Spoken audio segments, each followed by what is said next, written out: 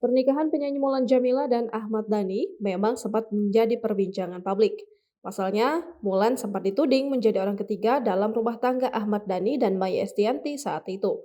Kini rumah tangga keduanya tampak adem ayem. Ahmad Dhani dan Mulan Jamila bahkan telah dikaruniai dua buah hati yang sudah beranjak besar. Hidup adem ayem, siapa sangka ternyata Mulan Jamila pernah minta cerai ke Ahmad Dhani. Ibu tiri Al-Ghazali itu menyinggung soal nasib Maya Estianty. Adapun permintaan cerai itu terjadi saat awal menikah dengan Dani. Saat itu, Mulan pernah meminta Dani untuk rujuk dengan sang mantan istri.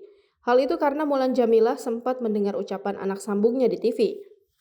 Kala itu, salah satu anak sambungnya curhat agar kedua orang tuanya kembali bersama.